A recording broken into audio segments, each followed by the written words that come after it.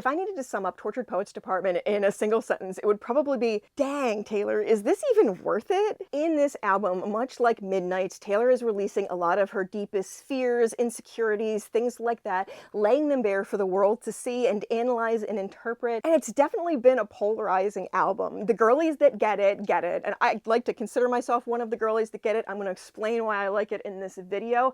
I definitely understand why some people don't necessarily like it as much. One of the points that I've been making, and a lot of other people have been making for a while, is that for a while now, Taylor Swift has been more than just a pop star, a singer-songwriter, whatever you currently categorize her as. She is a performance artist. And I really think that this album is a lot more about performance art and like the art of drawing your emotions out to bear for like everyone, for the world to see, and like what that does to you, especially when you start that as a child. The people that are just breaking this down to be about Maddie or Joe, I think are probably missing a lot of the point. First off, I think Taylor does a lot of bait and switches. She loves a good red herring. I think there's a lot of them in place here. And I think one of the reasons that she has done that is to try and ensure that the parts of her story that she wants to keep secret are secret, but also at the same time, she can continue to have that like emotional reciprocation that she seems to value with her fans. Like at the Champagne Problems speech in the Eras Tour, she says about how it's hard for her to not tour because one of the things that's really important for her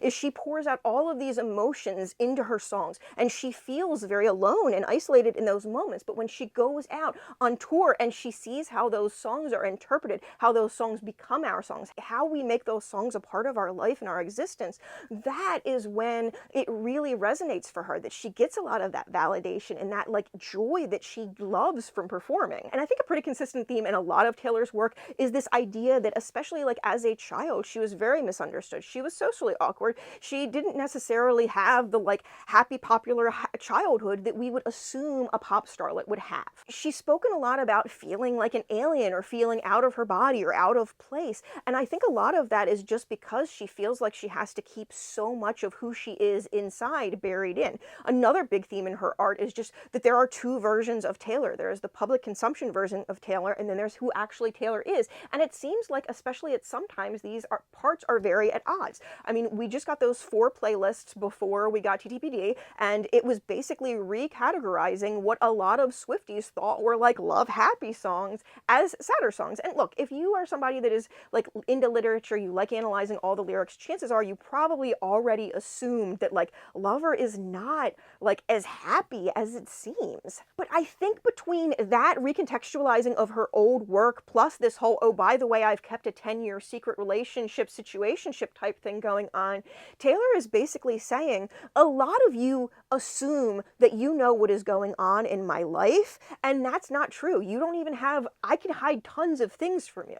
And one of the things that I speculate is that there are a lot of red herrings in here, and that there are probably other muses that we don't even really know about because Taylor has kept them so private that she hasn't been seen in public with them. There are probably people on this album that have songs about them that we don't even know that they're in her wheelhouse, you know? Something that Taylor was really judged about in her youth was having a lot of partners. And Taylor has often commented about liking the act of falling in love and that being really important to her. And I think that if she was starting out nowadays, that she probably wouldn't necessarily get in as much trouble as she did for like all of the like serial monogamy type thing or just short-term dating thing. But at the time, she got in a lot of trouble for it. Like there are some people, especially wealthier people, that don't necessarily want like one lifelong companion. They just want to date around and things like that. And that was never really given to her as a socially acceptable option. And Ren on TikTok often talks about Reputation era and He Can Be My Jailer, Burton to My Tailor, and how her interpretation of that, and mine as well, is that Joe was probably brought in to get her this long-term relationship that she could kind of get rid of that reputation of being that girl that dates around. But because it definitely seems like there were other things being concealed underneath that relationship, it has got to be magnifying this feeling that Taylor has where she's misunderstood. And she's obviously, like she's been telling us basically, been giving hints about what the truth of the scenario is through her lyrics, and she's been trying to tell a story in a way that her fans get the true emotional resonance out of it without necessarily jeopardizing the person or people that she loves. Before we discuss the album any further, I want to discuss like why I think a lot of people have such strong relationships to Taylor Swift songs, because I know something that happens every time a new album comes out is that an album will come out, Swifties are going to record their responses to it, and they're going to put it on TikTok or something like that, that, and then they are going to get dragged for like having deep, visceral, emotional reactions to the songs. And I think that's just because different people get different things out of music. And there are a lot of people that get like emotional coping, emotional release, emotional catharsis from music. And the people that do that are people that really are the girlies that get it when it comes to albums like TTPD. The girlies that relate to that, like using music to help them process an emotion or a feeling that they can't necessarily explain. I call them griefs that can't be spoken. And they either can't be spoken because of positivity culture, because a lot of times we're told, oh, this is just life, you need to suck it up and bear it, because a lot of times like women's problems especially, or marginalized people's problems are suppressed down, they're gaslight, they're told that they're not really problems. And you cannot fix a problem in your life if you are not aware when it happened. If you just have water coming in a hole in your ceiling, that might not be, like the hole that's in the outer roof may be over there. If you don't like actually know, go look at the problem, see what the problem is, it doesn't matter how much you try to patch the hole on the inside of the roof, the outside of the roof is still going to have a hole in it.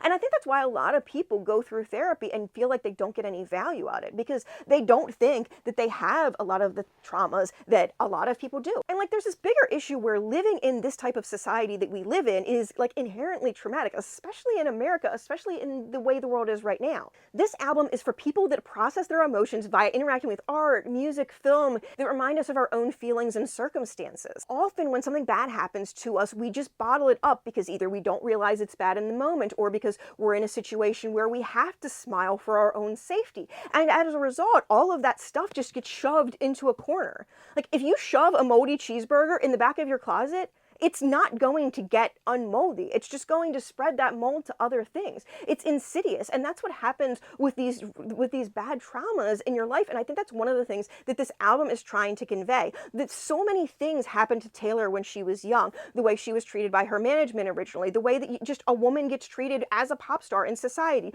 all of the concern about her dating, all of the religious guilt that she clearly has, losing the master's right. All of these things were likely griefs that Taylor was told to just grin and bear it and push through it and keep working. Sometimes we just have to wallow in that negativity and let it pass in the moment, or else it gets caught up in your body. And nowadays we're realizing that that can actually lead to widespread chronic pain long term. Like this is serious business stuff. A lot of people are like, oh, emotions and words and stuff can't hurt. Yes, it can.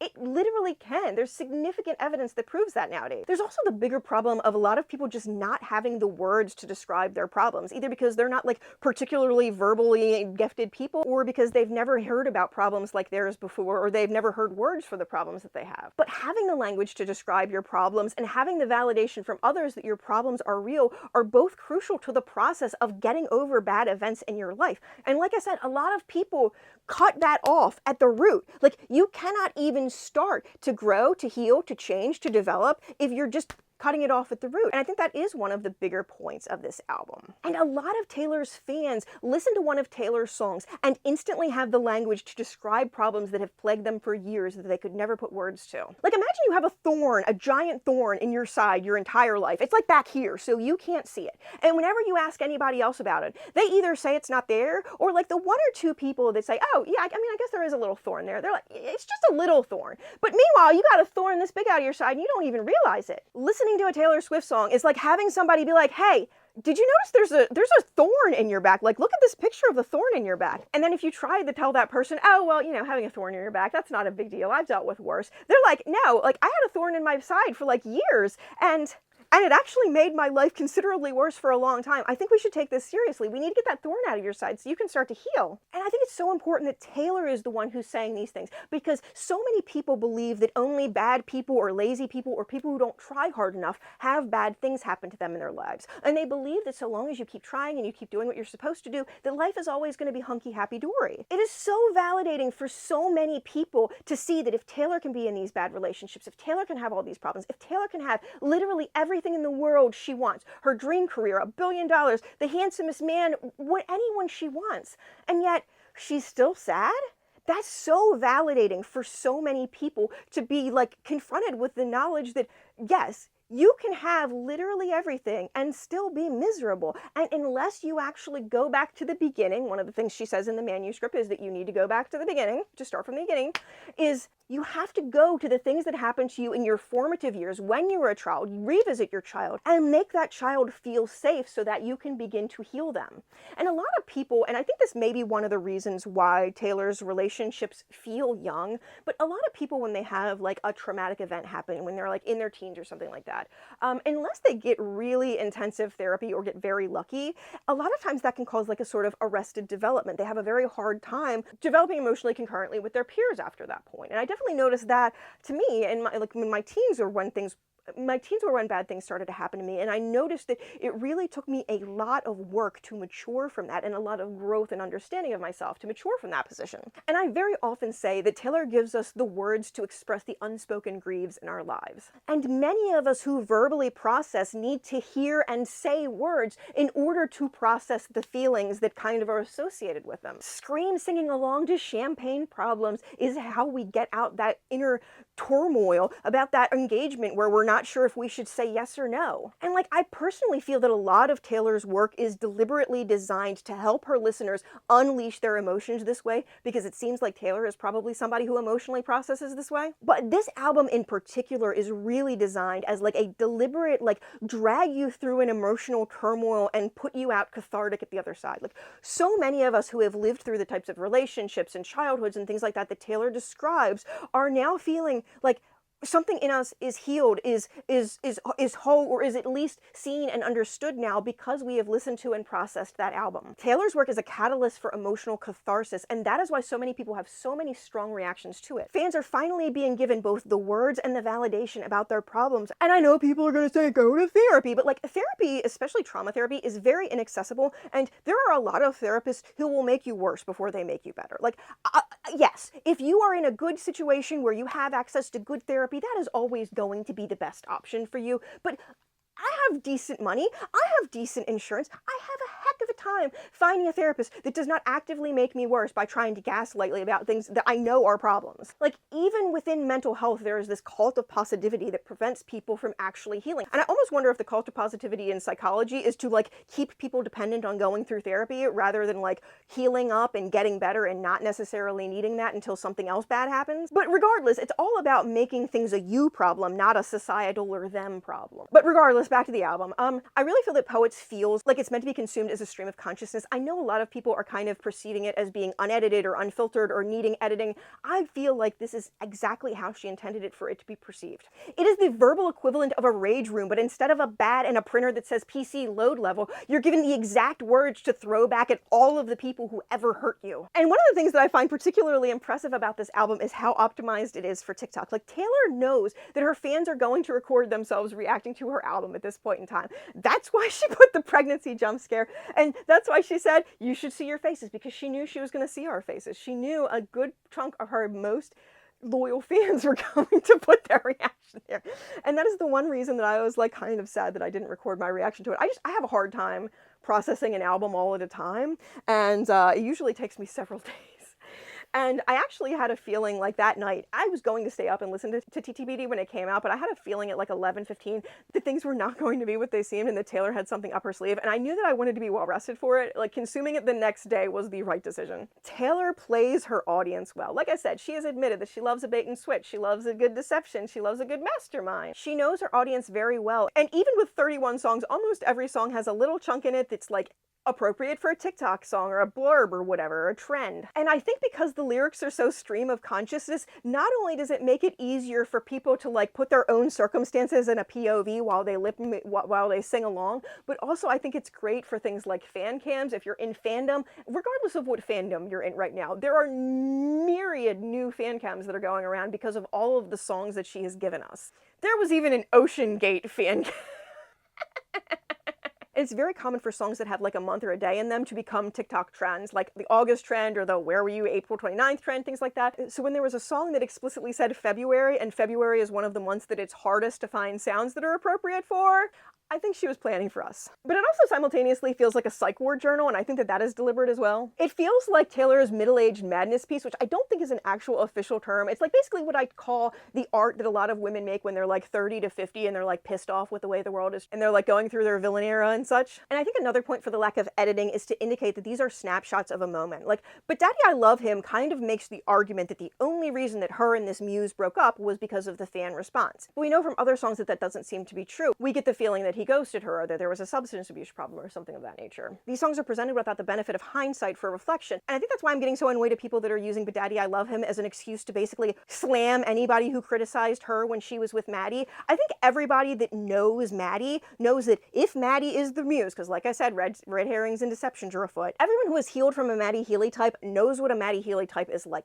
Maddie seems to have a lot of insecurity, and you're never going to succeed in a relationship with a woman who is remarkable as Taylor and a man who hasn't addressed all of his insecurities. Because this is a stream of consciousness album, I find that it is best imbibed when you are on a little bit of a substance and you're just laying down on your couch and just kind of going with the vibe. And if you listen to the album that way, it really just takes you on this emotional journey that will leave you healed and cathartic at the end if you had trauma going into it. And if you like this theory, So Long London actually seems to be Taylor using the breath and the heartbeat sounds to pull us along through like a simulated anxiety attack. I did a video on the other place if you wanted to check it out, because I think it's a really interesting theory, and I think it's something that she did on purpose. It is too exact to the breathing patterns and heart rates and things like that when you are like having a panic attack for me to believe that it is incidental. I also have been playing the album in reverse alongside Dead Poets Society, and I think that the album is best consumed that way. I think there is a designed plan here, but I'm going to be doing a full video on that. That is a long argument. It's not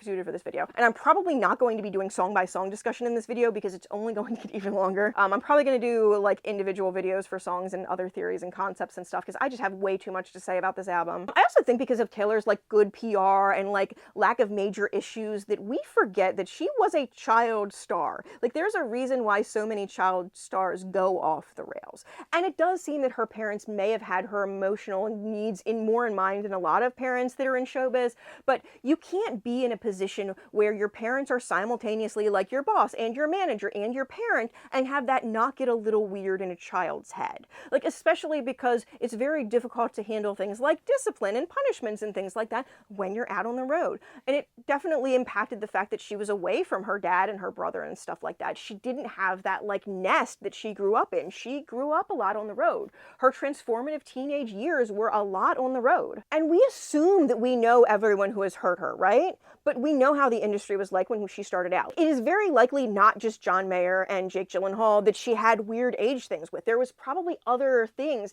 And actually Scott Bruschetta gives me weird vibes.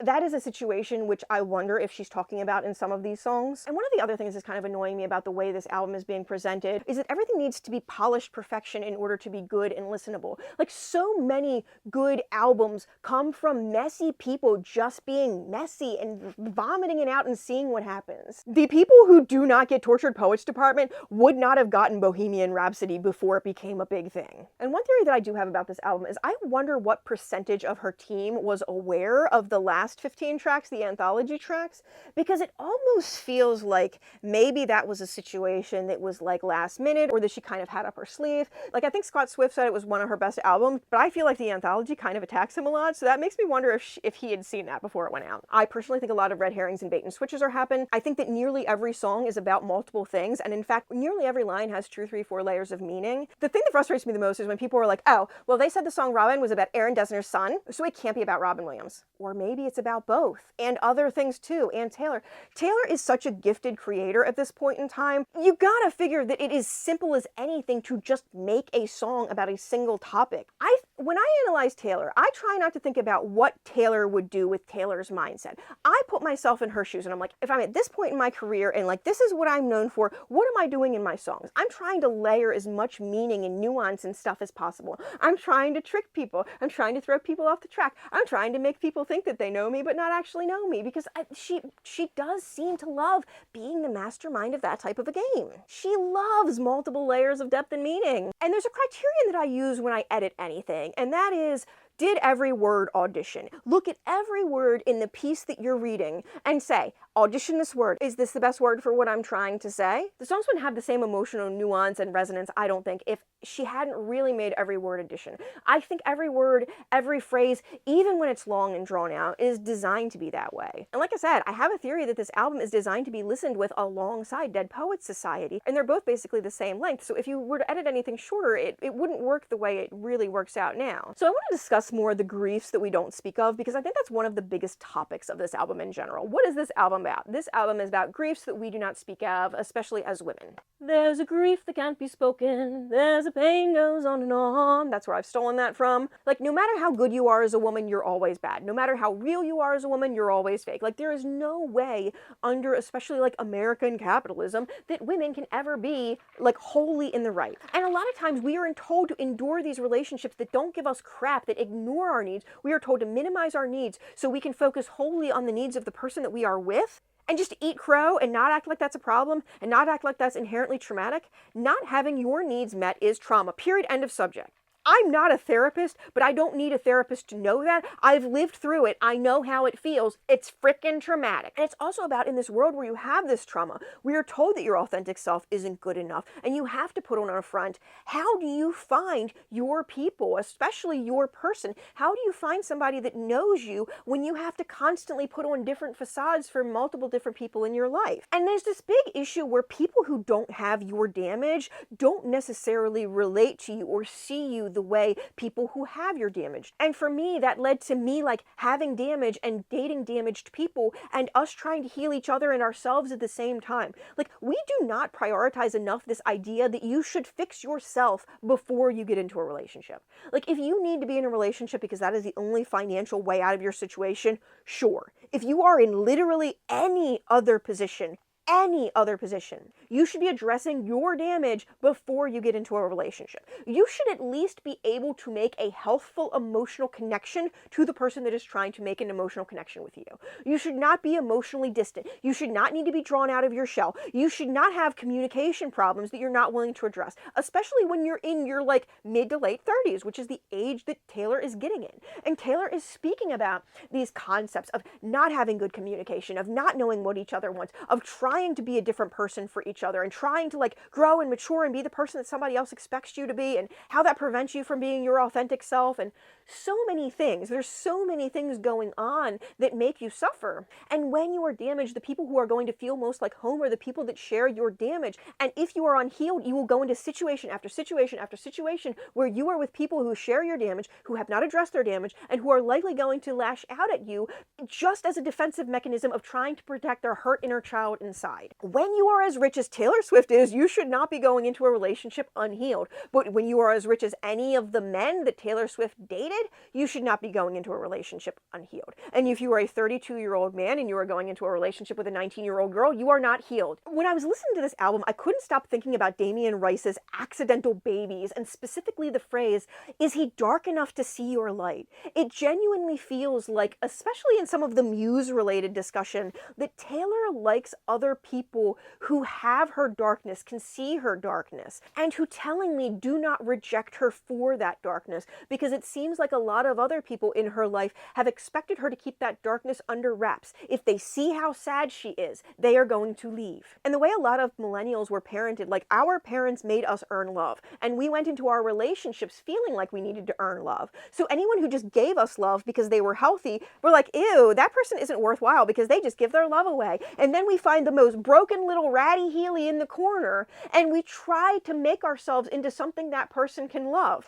If I fix him, he'll fix me. Bad boy fetish. So many times we go into these relationships assuming that we're going to fix this man and he's going to settle down with us. But there's something that gets discussed on TikTok a lot, which is this concept that men get married to the person who they are with when they are ready to get married. Where a lot of times women will find the partner and then they'll be like, okay, this is the right partner, now it's the time to get married. And I definitely agree there have been a lot of situations in my own life where like I have been with a guy, I've really tried to fix him, and he has married the person after me. Because when he was with me, he didn't necessarily have the impetus, but then I broke up with him, and in healing from me breaking up with him, he basically was like, okay, I'm ready to get married now. But I just think everybody is desperate to be seen in society. We have this ideal that if somebody is acting out for attention, that they're a bad person. Human beings need and deserve human attention. Period. End of subject. If you don't get it, again, needs aren't getting met, trauma. We give people so much crap for not getting the love and attention and support that they need in their lives and trying to get it elsewhere. And we never decide, oh, maybe we should actually just love and support those people, and then they'll stop lashing out for attention. And it definitely seems like Taylor is really one of those people that internalizes a lot of blame, especially things that happen in her relationships, whether it is her fault or not. And the prophecy really struck me about feeling too much for the people that you're in relationships with, or just feeling unlovable. Especially for me, like a lot of times I would try to adapt into the type of person that the guy that I would like would like. So for me, a lot of times I would try to adapt into the type of person that my crush seemed to like. And when you mastermind yourself into a relationship with that, there is often the feeling that as soon as the act is gone, if the act slips in a moment, that person is not going to want to be with you. And a lot of times that person will not fully commit to you because on some level they are aware that there is a deception afoot. Some people please defensively, but some people please as a manipulative tactic. So a lot of people are very sensitive about people pleasing, especially if they've been manipulated by those type of people pleasers in the past. That was way too many P's. And like, we just have this grin and bear it, like you're a good person who deserves praise and attention if you've sucked it up and just suffered silently, and that is so unhealthy. The song I Can Do It With a Broken Heart really hit me hard because I used to take so much pride in, like, I would get broken up with in the morning and I would go to work and I would work like a 28-hour shift. I would have the shift of my life.